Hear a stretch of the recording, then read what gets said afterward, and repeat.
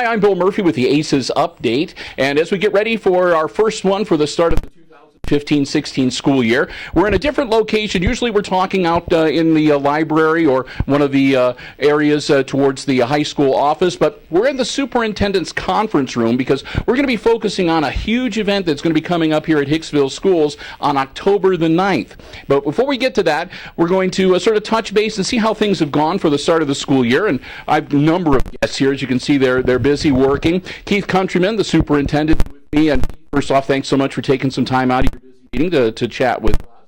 I just thought a quick overview, your thoughts on the start of the school year. It seems like everything got off, with the exception of the fog messing things up on the first day, but by and large, a really great and smooth start to the school year. It was a great start. You're right. The fog messed us up on that first day. Disappointing. We had a very, very special day planned for the kids, and we still did that. We just did it a day later. But yeah, the first start of the year was awesome. Leading up to before the kids ever came, we did some professional development events with our staff, getting them prepared also for the year. Everybody involved with everything here at the school does such a fantastic job with everything. Our grounds, our custodians preparing the building, the cooks preparing everything that needs to be done. I mean, everything was Johnny on the spot and just the way it should be. So the year was perfect, I think. And I got to give a tip of the hat to Eric Bassett, because one of the comments that I have heard, and I'm not making this up, people coming here near the beginning of the school year, they thought they were coming into a brand new building. Mm-hmm. That is correct, Bill. And I'm glad that we're talking about this, because we've been here 7 years now. I think we're starting our 7th year. And our carpeting and everything that was a concern for some of the people saying, oh, you're going to put carpet in a new building, it's going to look terrible in a few years. It doesn't. It looks in really good shape.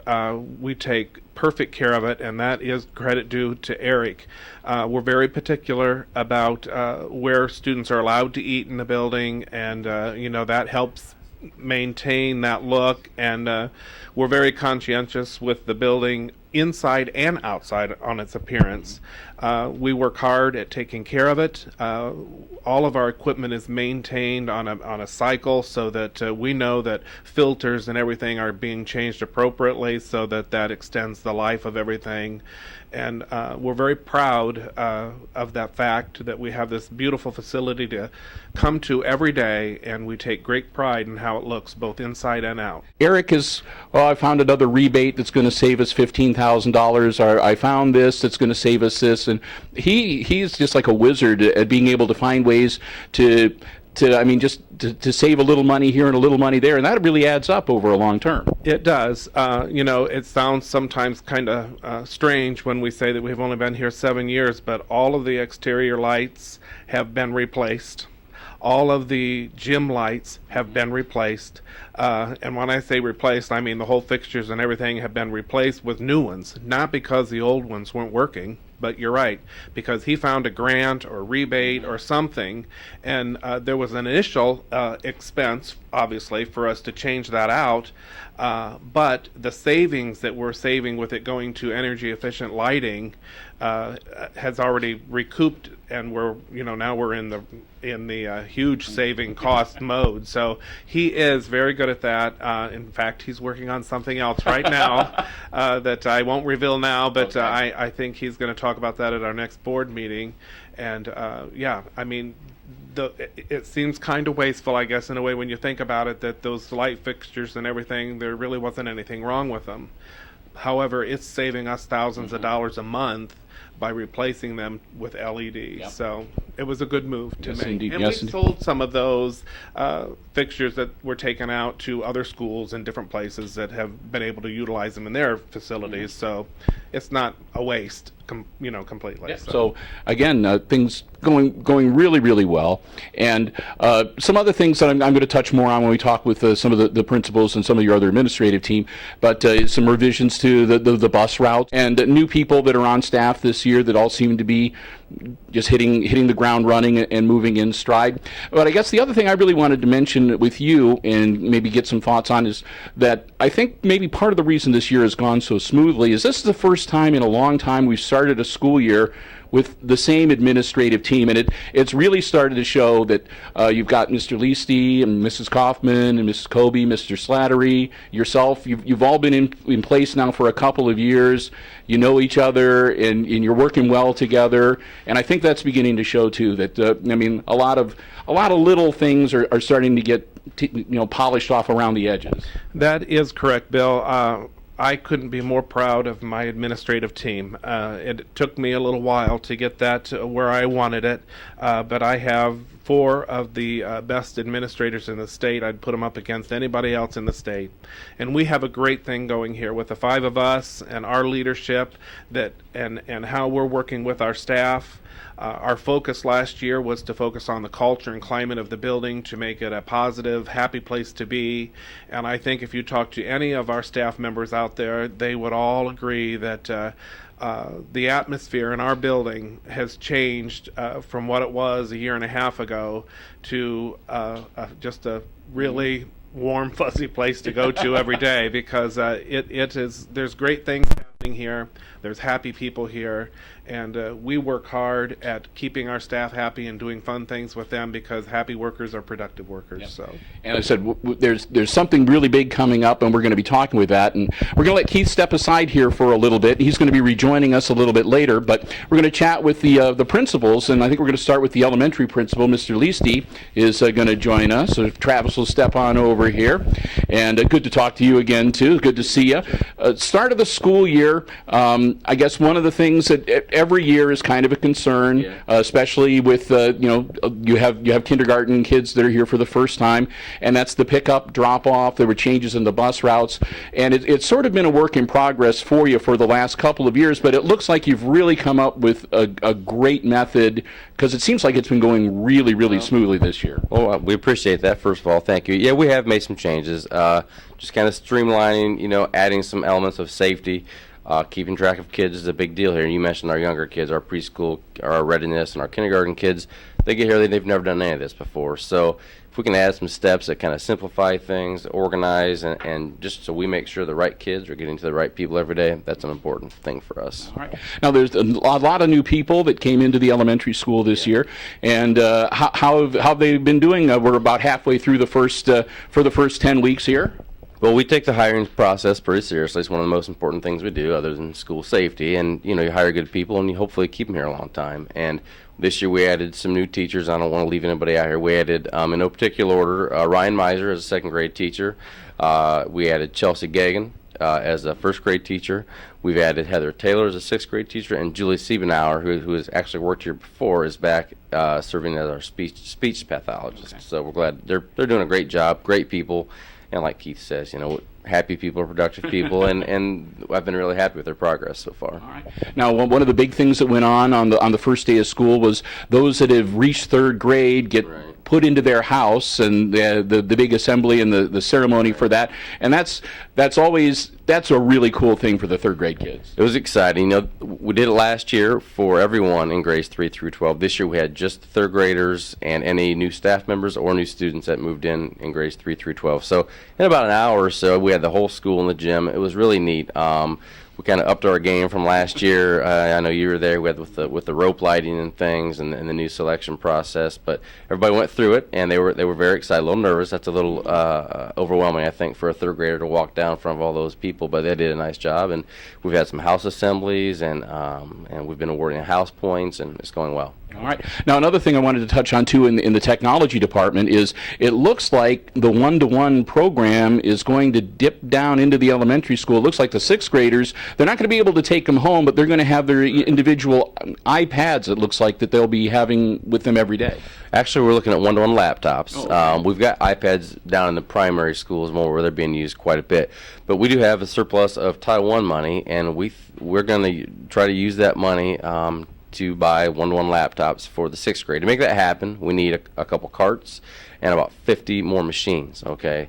And the great thing is this isn't going to cost any money out of the general fund. No taxpayer money is going to be used, and no local dollars are going to be used for this. It's federal funding that we get based on some poverty numbers and things, and we're going to carry over a certain amount next year. It's a little too much, so we thought this is an opportunity to, and this has been in the elementary tech plan for even when I hired in. but the funding is always an issue. So we saw the opportunity, and we think this is a good thing. Instructionally, for our kids, this is a nice step. All right, and again, this won't be the computers going home with the kids as it does in the middle school and the high school, but again, this is a good primer for them too, to get ready to have that computer and get used to having the computer and getting used to using the computer more and more as part of their education. Well, next year, like you said, as 7th graders, they will have their own machine that they do take home and things. We're not going to. We're going to have it in a protective case that'll be charged at night. In the morning, they'll get their machine, sign it out, log on. That'll be their machine for the day. It will travel with them throughout the building as they go through their classes. And we have a lot of online subscriptions, whether it be textbooks or progress monitoring or testing prep. And this is gonna ease the burden on some of the other machines and the labs we have in the building as well, because they're as you can imagine, they're in high demand almost every day with the iPad cards and the laptop cards. So this is also going to help that. And our 6th grade teachers, they're excited. I said this is kind of like Christmas Day. You get to do something like this. So we're looking for that just after Christmas break to have those in and imaged and all set up and ready to go. So it's going to be neat. All right, terrific. And I guess the last thing we'll touch on you briefly again is parent-teacher conferences coming up in a couple of weeks, and the big elementary book sale starts on October the 9th. So we encourage people to come by and want to do some early Christmas shopping and help support the school and the library. Right. So, and we look forward to see our parents. This is our only conference that we have set up this year for our parent-teacher conference. See everybody out here if possible and make that connection with that teacher. That home-to-school connection is so important. So hope to see all of our parents here those nights, and stop in and see the book fair. Mrs. Klinker will serve you well. All right, terrific. Travis Liechty here with us. We may be talking with Travis again, too, coming up here in a little bit. But, again, thanks so much for the update so far on the start of the school year in the elementary school. And I'll see if we can get Jeff Slattery to come on over and step up to the microphone. Jeff, good to see you too. Good to see you too. Now, for the school year on the junior high and the high school side, again, a really smooth start. And one of the things I wanted to talk about technically started before the start of the school year, and it really struck me. You were having a conversation, I think it was one of the school board meetings, that one of the most negative things that you had heard from parents and teachers was the process that goes about working with schedule problems before the start of the school year. And usually, first off, this is usually only about maybe like 10% of the kids. You're only talking about 25, maybe 30 kids that have, real big scheduling problems. But each one takes like 15 minutes or whatever. So if you take 25 kids, 15 minutes, you're talking 6 or 7 hours. And in the past, people would come at 9 o'clock in the morning or whatever, and some would be here literally all day. And it stuck in everybody's craw, including Mr. Blue and yourself and everybody else. So one of the things that you said about doing was coming up with a more efficient and painless way to, and you really did come up with a great solution this year. Yeah, and actually, this is something that starts back in February, March of the previous school year. And what we ran into was, you're right, in August prior to every new school year, we ended up having the old way we did it was, hey, you need a schedule change, you just come on in, you wait in line, and the numbers were actually larger than probably that 10%. Okay. I would say you're probably looking at closer to probably 20-25% of the student body. So Mr. Countryman, myself, the guidance counselor, Mrs. Kobe, were like, we need to fix this, because you don't want to go into a brand new school year dealing with negativity. And so what we decided to do was, we sat down as a team and we decided that, hey, after these schedules, you create the schedule itself for the 7 through 12 student body, and then after you've created that schedule, you take the schedule request by the students and you plug the students into that schedule. Well, it's not going to fit perfect for everyone, so we end up going into like different percentages of the schedule being created for the students as being a success. And again, probably 70-75% of those kids end up being 100% success rate in getting the classes that they want or they need. But that 25% could be missing 1 class, 2 classes, up to 4 classes, to be honest. And I'm not exactly sure, what happened in the past and why, we had so much problem at the end of the year knowing that was going on, if we just were waiting till August to deal with it. But last year, we were very proactive. We called down every single kid that had a hole in their schedule, and we met with them personally and gave them options. And I think that helped out a lot, because then a lot of those meetings were held in May. And knowing that was occurring in May, once August came around, we kept the same number of days available for students and parents to come in and make those changes. But what we did was we're saying, okay, let's set up a schedule where you have 15 minutes. And parents made appointments. And so again, you avoid those long lines, that waiting process, because even people were showing up at 8:30, 8:45, and there could be 30 people in front of them already. So they had no control over that. This year we had control over that. And to be honest with you, I think our successes from May, pulling down individual students and giving them those options and communicating, which is a big one, communicating with the kids what's going on and giving them an understanding. When August rolled around, I think we only had maybe 20, 25 appointments made on those 3 days. And it was amazing, the difference. And of course, not having anyone really upset with that makes a big wait. difference, And the big control is, we didn't want people in the hallways standing there waiting and wasting their time, because that's what was going on. They were wasting their time standing in the hallways.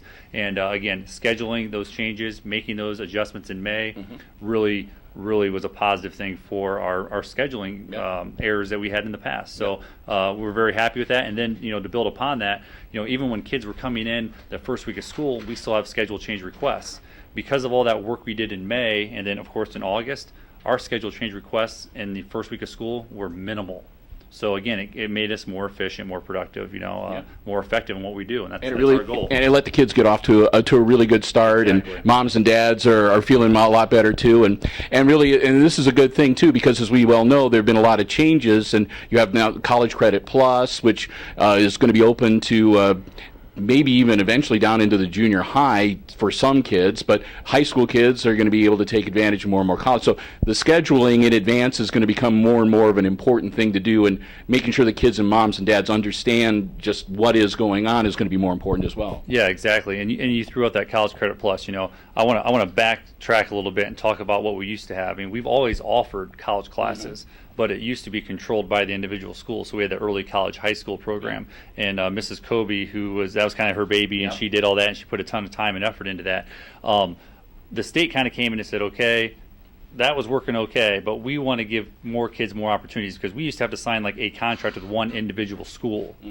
And so then any classes you wanted to take had to come from that school, and then a lot of kids just hoped they transferred out to other public colleges or private colleges. And so the state finally said, you know what, let's open this up to, if you want to attend Ohio State University after you graduate, you can take, or you can apply, hopefully be accepted, and then take courses through Ohio State, through Kent State, through Bowling Green State University. And then at first, of course, the private schools were not allowed to participate because, again, it's public funding, but eventually it opened up to them also. It was a good thing and a bad thing. I think, it is a great opportunity for our kids to be able to expand and go where they want to go. But at the same time, we lost some of that control. A lot of that was put on the parents, and that was hard for a lot of parents to understand, because our numbers for College Credit Plus from ECHS really dropped. I mean, we were talking 35, 40, 45 kids in the ECHS program for college credit. Once all that responsibility is placed on the parent, saying, okay, if you want to be a part of College Credit Plus, your student has to apply to that university. Your student needs to find out what credentials they must have to be accepted into that university. And some go by ACT scores, some go by the Compass test, some go by some of your prerequisites that you've taken here at school. And it really put a lot of pressure on the parents. And I think what happened was, the deadlines, all that stuff, those little things fall through the crack. When we have those kids here and we work with them, it was a little bit easier to maintain, keep track, and say, do this, do this, do that. When it was put on the parents, it did become more difficult. So our numbers really dropped in participation, but not just because of the complications in that and being new, of course, but also because we had a lot of parents that kind of wanted to step back and say, you know what, I want to see how this goes. I don't want to be a guinea pig. Because that's how some of them feel that first year. So our numbers are a little bit down, but I can see going into next year and the year after that, those numbers growing as more knowledge becomes available, and of course that smooth transition that people will make. So and then the kids talk amongst themselves too. So the ones that are involved this year are telling their classmates that it's going along great for them and so forth, and it really is a big boon for the parents too, because you can pick up a lot of college credit hours for your student, and it's at no cost for you, which is a really good thing as well. Now, aside from that, I know you did some work. There were some revisions with the student handbook, and I know there's always some objectors to that or whatever, but it seems like that's gone really well. And you got to be pleased with how some of the teams have been doing too. Great outings for the volleyball team has been doing really well, and the football team's having a pretty good start to the year too. Yeah, the first thing I want to focus on, of course, academically, we did make some changes here in the school. The first big change was the scheduling. We actually moved our home base from the middle of the day to the end of the day. True. Yeah, I meant to bring that up. And the main reason we did that is, number one, some people think convenience. We think instructional time. We've increased instructional time throughout the year because of that. And a lot of our extracurriculars, when they have to leave for events that start at 4:30, 5 o'clock, we're pulling kids out of 8th period all the time. The golf team, the track team, cross country team, football team, baseball team, basketball team sometimes, and so they can travel. And that really hurts what's going on at the end of the day in the afternoons of whether we rotate those classes or it's strictly 8th period. So we moved home base at the end of the day, and it's given us a little bit more flexibility again in that instructional time of them not missing their 8 periods of classes. At the same time, there's still expectations with home base. Anyone who's participating in any extracurricular that's not traveling, they're expected to be at home base every day, or they're not considered eligible to participate. So that's the scary part about moving at the end of the day is people think it's free time. It's not free time. We have STARS, we have STEPS programs, which are part of our High Schools at Work program, and then we also have time for students and teachers to be mentored, one-on-one time to meet with teachers. I mean, it's actually been a very big benefit for our students and staff. And in all honesty, because it used to be in the middle of the day, it was right around lunchtime, and I thought honestly that moving it to the end of the day was a smart move because it's sort of like a cool down at the end. And as you mentioned, if you have a delay, that allows you can just do away with that period home base, and you don't lose as much instructional time with the shortened periods on a delay day. So I think all in all that really was a good thing for the kids and the teachers as well. And I'm glad you brought that up.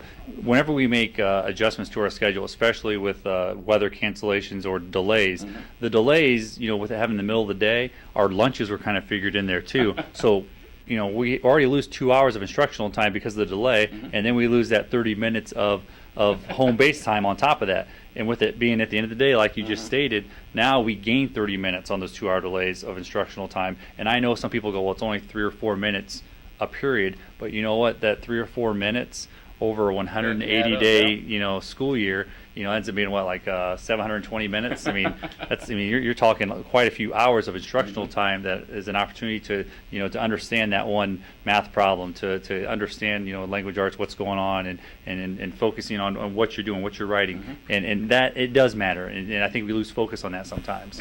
Another thing I wanted to mention to you too, or ask you about, was I know you've got an apprenticeship program that is going on with one of our local people, a business that was having a hard time finding people that they felt were trained properly, so they came to the schools, and a number of the kids here are spending part of their days basically as like apprentices over at a local business. Yeah, AP Tool, Tony Nicewander, Ben Nicewander, they own a company that works with FANUC robots, and they actually design, build cells using FANUC robots that are delivered to them, and they do the attachments, the arms that actually do the manipulation of the work on these different cells. And along with Mr. Countryman and Mr. Liechty, this wasn't just the high school. We all worked together with Tony Nicewander and his son Ben to develop a program with Northwest State, and of course Fairview, Central Local Schools are also participating. But to get an idea of students that maybe aren't really wanting to go to college, or maybe they're not sure if they want to go yet, and that word engineering scares a lot of kids, and it's an automation and machining factory, but the engineering part is a huge factor in that, and they want kids that are just interested in it, because if they can find someone that's interested in it, they can educate them. And so we had an opportunity to have 8 of our students participate in this program. It's gone very, very well.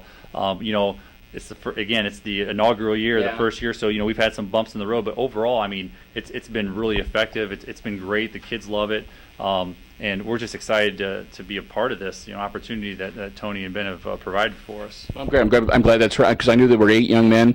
As a matter of fact, I think that they had originally only planned on fewer than that, but they were so impressed with the candidates that they went ahead and they made room for the others so that they were all there. And I'm glad to hear things are going really well for that as well.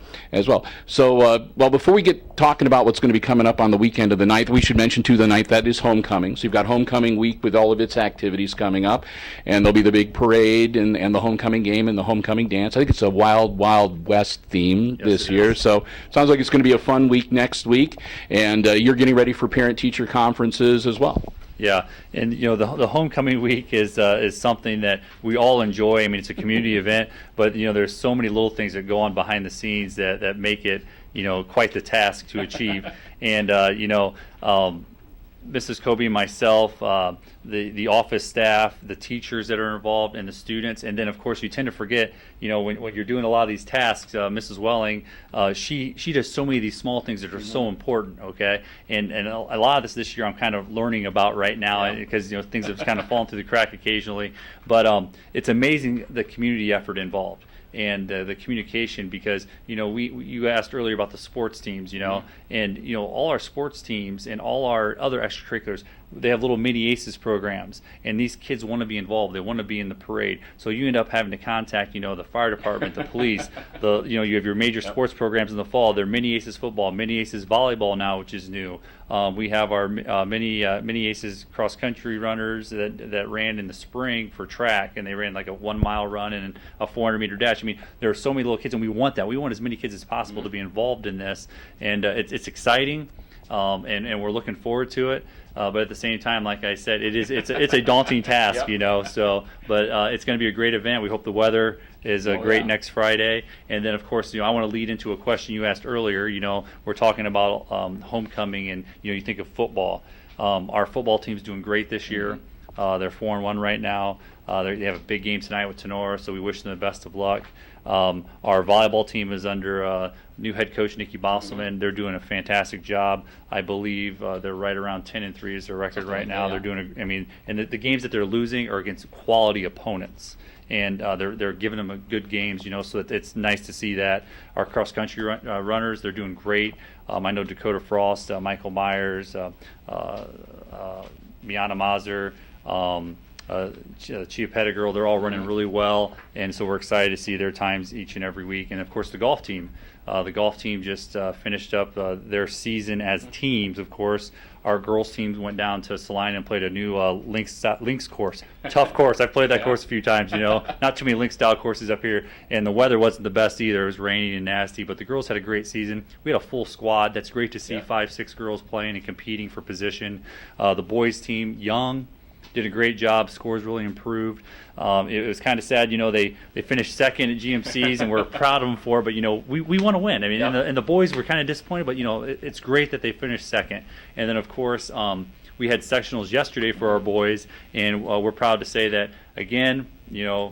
What's the saying there? They say always a bridesmaid, never a bride. The boys miss advancing to districts by 1 stroke. So as a team, they missed by 1 stroke, and again, great effort. A lot of great scores out there by our boys, and of course, Bailey Tier qualified as an individual to compete in districts. So again, very excited about that. The band, the cheerleaders, we appreciate all their support that they do for all our teams, and again, just a lot of great things going on here. A lot of support, and the kids know it, they see it, they feel it. So we're real happy and excited about this school year. Yeah. Well, best of luck to the cross country. Their GMC meet comes up in a couple of weeks, I believe, down at Grover Hill. So we'll wish them the best of luck there. You mentioned Mrs. Welling too, and our hearts go out to Mrs. Welling too, who suffered a terrible personal loss, and it was deeply felt by everybody here. And it was amazing the way everybody at the school just came together to support her losing her husband as she did. So again, Jeff, thanks so much. Anything you wanted to mention that we, in general, because we may be talking again when we get into talks about what's coming up here on the 9th, but anything else you wanted to mention before we let you go? At this time, I think I pretty much spoke enough. Yeah, go ahead. I think we covered just about everything in the kitchen sink. All right. All right. So we'll bring Mr. Countryman back up here, and I guess I'll preface this. If you're reading in the News Tribune here in Hicksville, Keith has a column that's in every week, and one of the things he mentioned about a couple weeks ago was when he was early on come up with a list, and people probably are familiar with it. There's 23 essential behaviors that you expect not only of your students but staff and everybody, and several of those are listen to people, don't interrupt. Speak in full sentences, look people in the eye. So, these are things that you really have incorporated into not so much the academics, but into, I guess, the behavioral culture here at the school. Yeah, that's our everyday life here. We expect students to answer and be respectful of not just the students but their fellow classmates.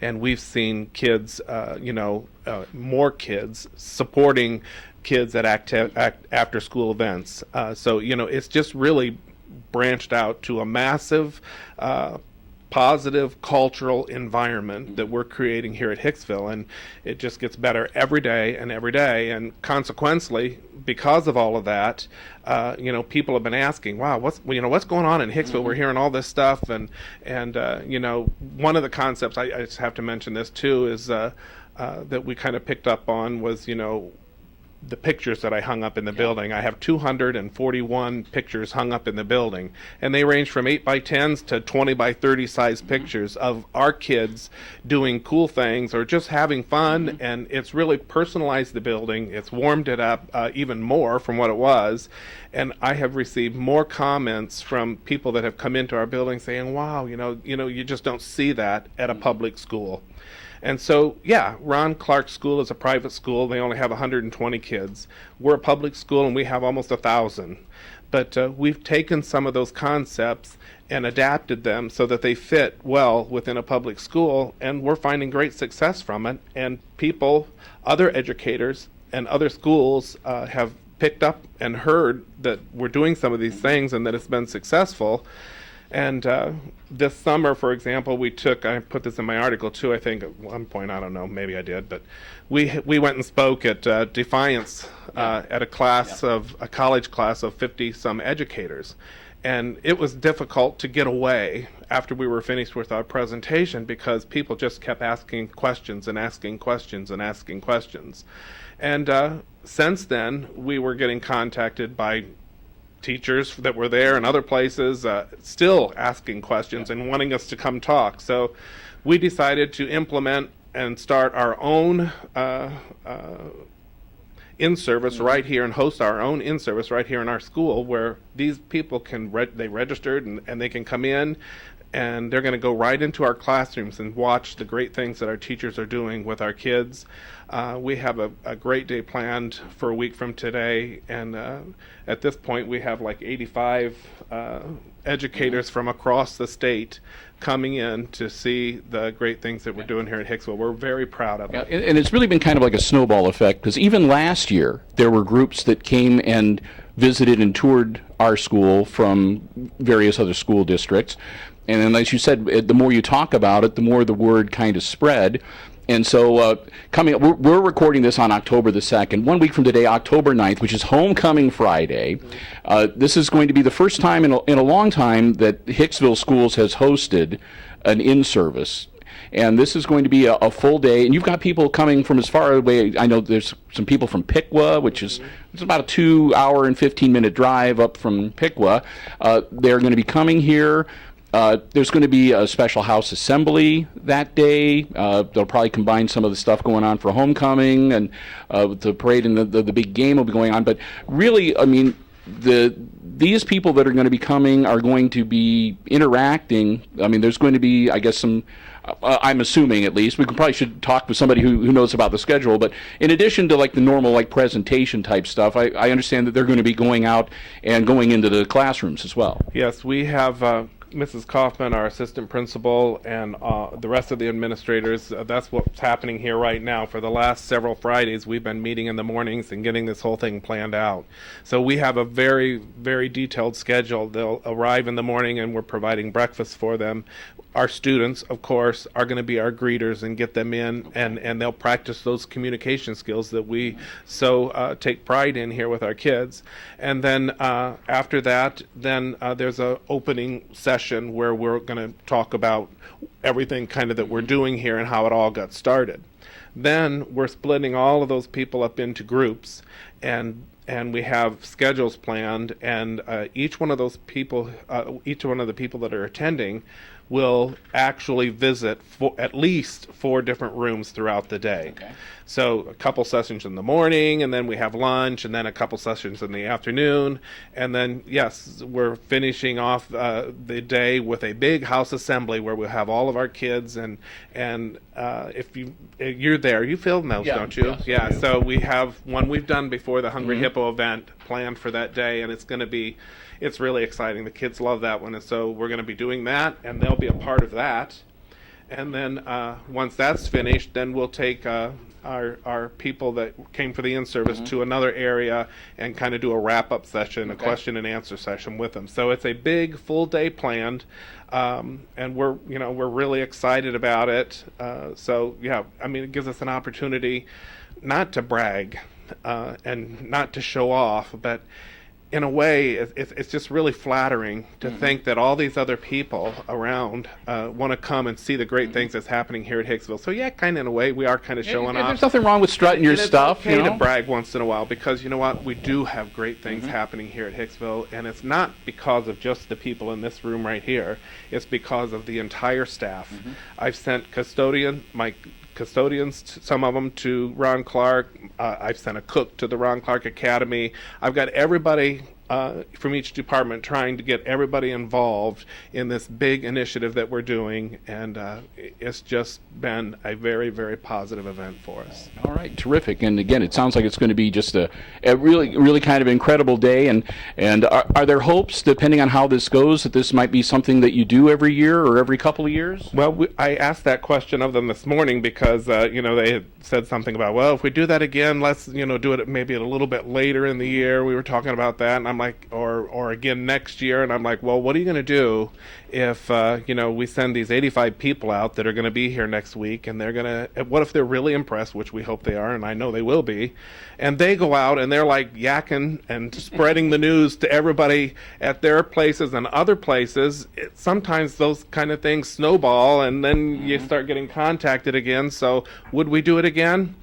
We would. We're gonna see how this goes. We're learning a lot, and you always learn a lot when you do something like this. But if we're doing something well, and other educators are seeing it, and they want to know how we're doing it, we don't have any secrets here. We want to share, and this is a way for us to kind of transform what happens in public education, and this is what we expect here at Hicksville. So people out there that aren't from Hicksville, that are thinking about moving, this is a great school to be at, because we've got some really cool things that happen here, and it's because of everybody in the school, not just us administrators. All right, terrific. Now, a little bit about some of the specifics. Now, did you want Travis to address some of the more specific things that are going on, or if you want to keep talking, I'm good either way. No. I was just curious, Travis, if you could step on up here.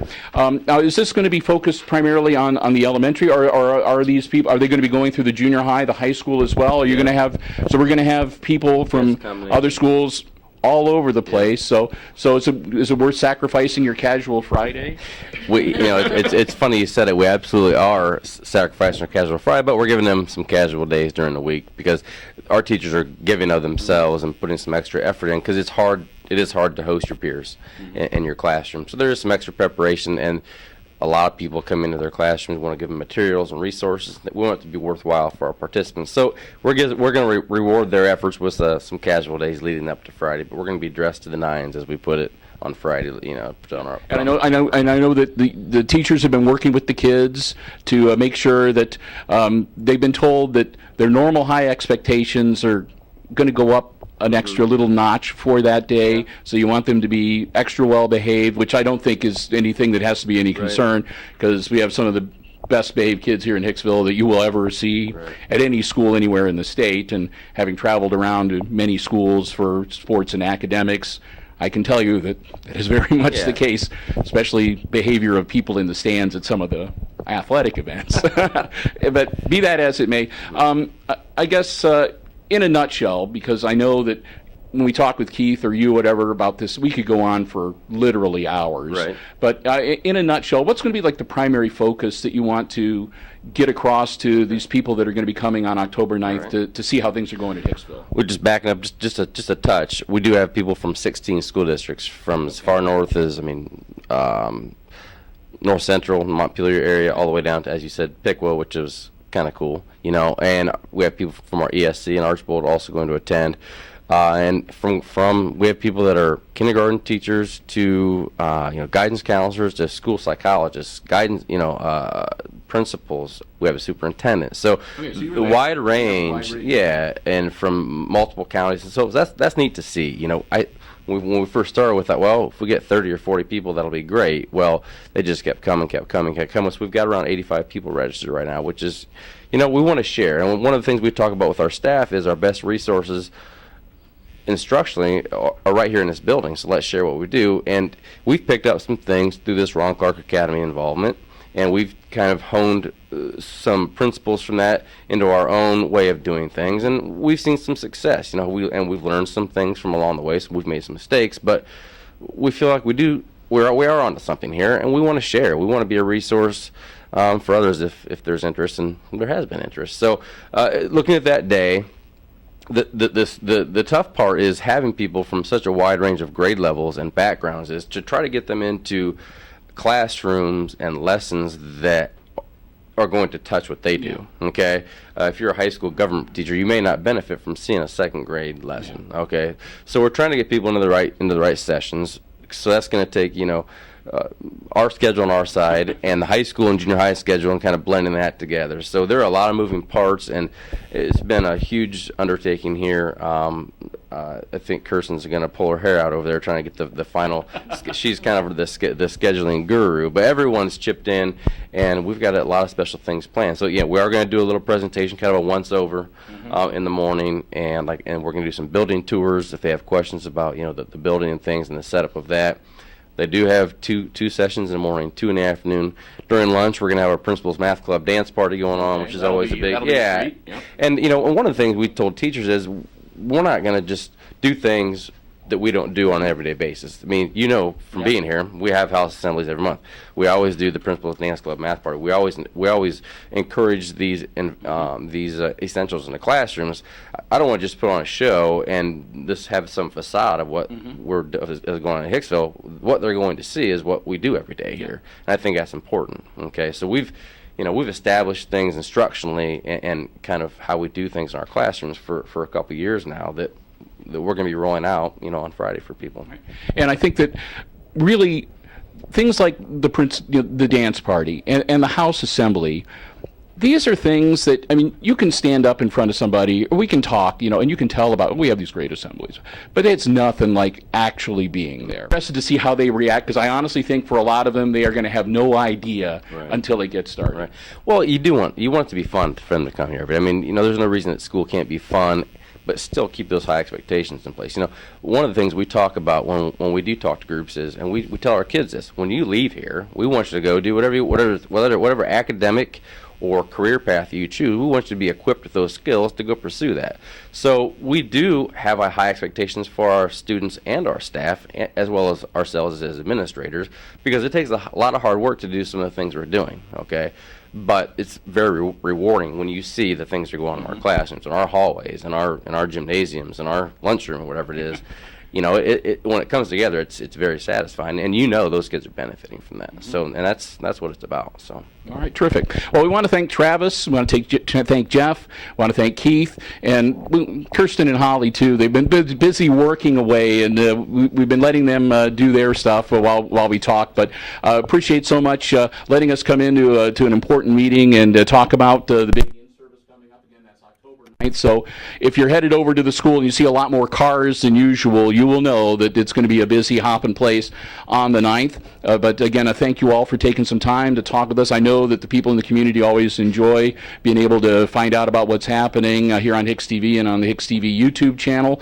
And we'll wish the Aces best of luck against the Rams tonight and have a great homecoming week. And we'll look forward, and we'll tell you too to keep watching HIX-TV, because we'll have the big house assembly on the 9th coming your way, and maybe we'll get together and chat a little bit about after the in-service and how things went, and we'll look forward to what's going to be happening here at the school system when we get into the last part of the first semester in November and December. So again, thank you to all of you. That's the ACES update for the month of October. I'm Bill Murphy, HIX-TV.